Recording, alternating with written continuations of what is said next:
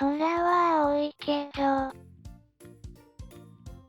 雲が多いなぁ。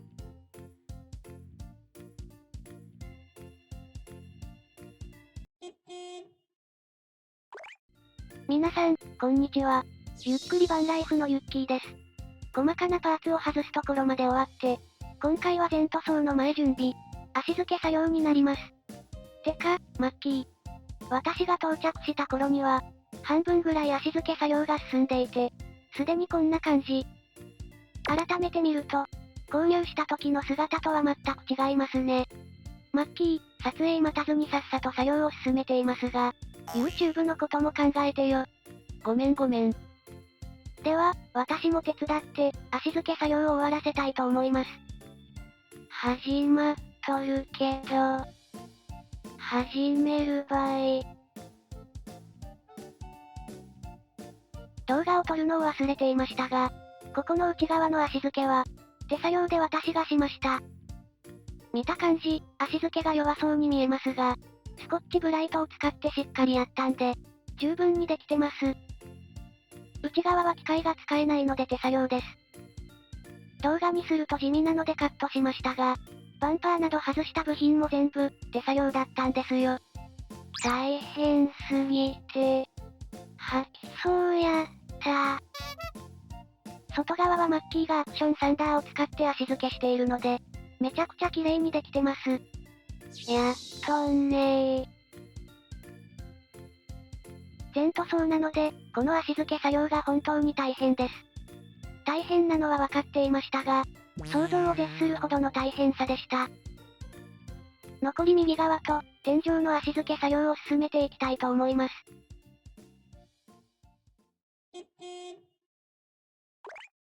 天井の足付けをマッキーがやってます。天井は、納車時の動画で見た通り、塗装のクリアハゲで、真っ白になっていました。残っているクリアをきれいに落としていくため、番数の少ないペーパー、600番ぐらいで、クリアを剥がしていってます。マッキーが使っているアクションサンダーは、ダブルアクションサンダーではなく、ランダムアクションサンダーで作業しています。ここで突っ込みどころなんですが、車の塗装剥がしは、だいたいダブルアクションサンダーでやって、ランダムアクションサンダーは、鉄骨や木材に使うものです。わかっててやってますが、マッキー、なんでダブルアクションサンダー使わんの？ダブルアクションサンダーは調子が悪いけん。ランダムアクションサンダーの600番でしよんよ。320番でやると傷が残るかもしれんけね。だけ、ランダムアクションサンダーでも大丈夫なんよ。まあ、要は腕次第やね。塗装のプロからしたら突っ込まれるやろうけど。俺、外装屋さんじゃなくて、内装屋やしね。なるほどねー。綺麗に仕上がるなら、なんでもいいや。マッキーに任せます。青い粉が出てきてるということは、クリアが剥げたってことなんでしょうね。よう知らんけど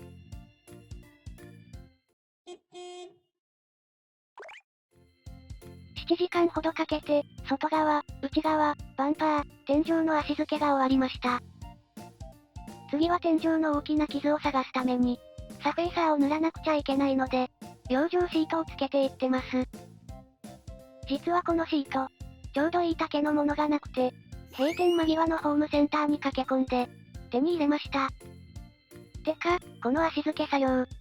今までの作業の中で、一番大変ばい。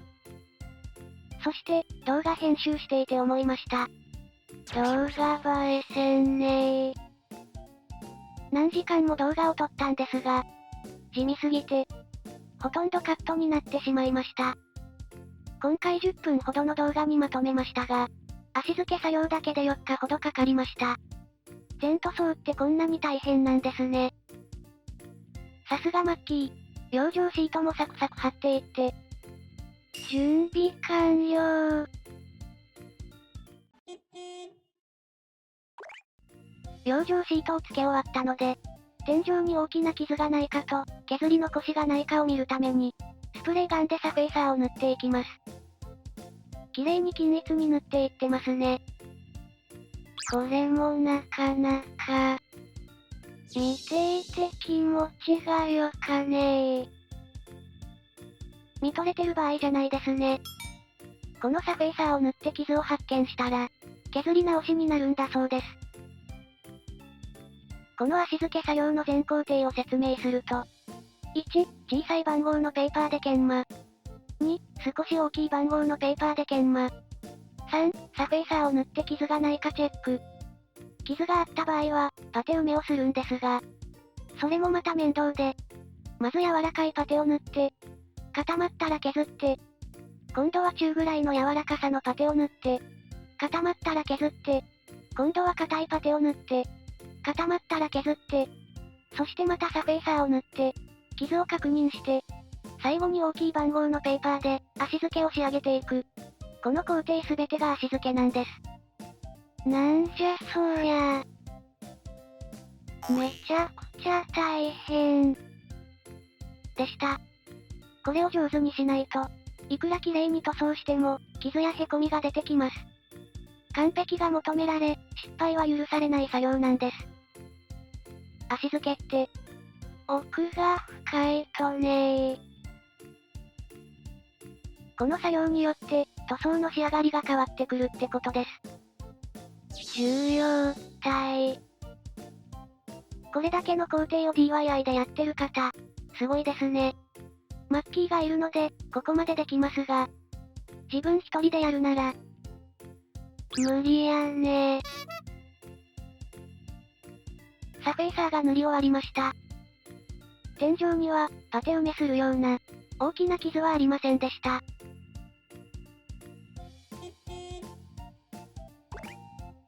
さっきつけたのに、もう外すと。天井のサフェイサーが終わったので、前、横、後ろも傷がありそうなところに、サフェイサーを塗って確認していきます。ボンネットや横は、飛び石の傷や、擦り傷なんかが結構ありました。でも研磨後なので、素人じゃ見てもわからないのに、白い粉まみれの傷をマッキーは、さっと見つけてサフェイサーを吹きつけていってます。なぜに見えるん？目の作りってか、目の細胞どうなってんの？見ても全くわからんけど。プロやねー。すごかばい。こうやって見ると、サフェイサーを塗るとこが結構ありますね。私がやったら見落とすような傷を、細かく確認してくれてます。やっぱりこの作業は、自分じゃできないですね。塗装をきれいに仕上げたいのなら、やはりプロの技術が必要ですね。サフェイサーを塗ると傷がわかりやすくなるやろ。って言われてカメラで撮ってみましたが、カメラを通してではわかりにくいですね。てか、動画上でもわかりませんが、目視でも、サフェイサー吹き付けられて教えてもらわないと、わかりません。マッキーめちゃくちゃ目がいいんやない。私に見えてないものも、見えとんやない。マッキー恐るべし。削りすぎにもサフェイサーやって。またいい感じに削り直しするよ。全塗装後に、小傷や少しの凹みもない、新車並みのボディに仕上げるには、こんなの見れないと笑われるけね。とりあえず、全塗装は塗装専門の先輩のとこで仕上げてもらうけ。恥ずかしい足付けはできんし、下手にしとったら、逆にやり直しって言われるけね。まあ、完璧にやりますばい。さすがやねー。職人さんやねー。作業を始めて時間もかなり経っているので、この時私はほぼ放心状態なんですが、集中力が続いてるマッキーすごいです。少しも手を抜かないところも尊敬します。これだけやってくれたら、絶対綺麗な塗装に仕上がりますよね。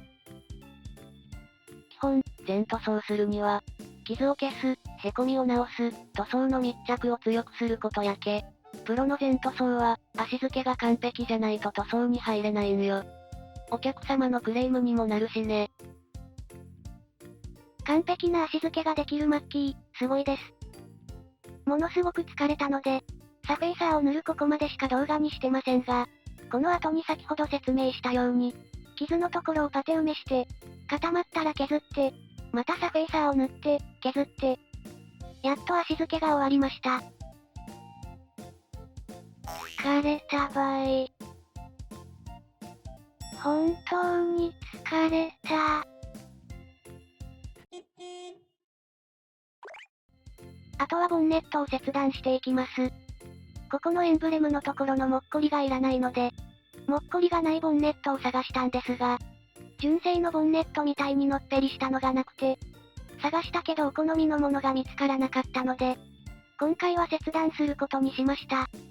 この動画を見ている方で、純正のボンネットののっぺり加減で、エンブレム部分のもっこりがないボンネットを知ってる方がいたら、コメント欄で教えてください。よろしくお願いします。てか、マッキー。熱くなかと。火の粉、手にかかってますよね。絶対熱いはずなんですが、ここで YouTube のために体を張ってくれてるんでしょうか。やっとねー。熱さを我慢しながらも、初動の切断面はブレがないようにやるところ、プロ根性ですね。実際、動画の後に聞いたら、熱かったらしいです。かっこよく編集するけ。熱ぐらい言ってもいいとよ。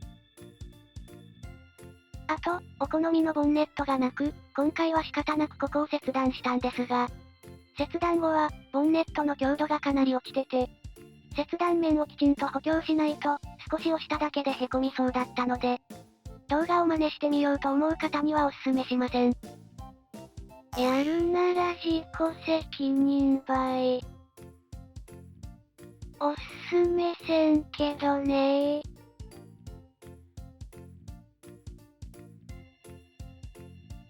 綺麗に切断できました。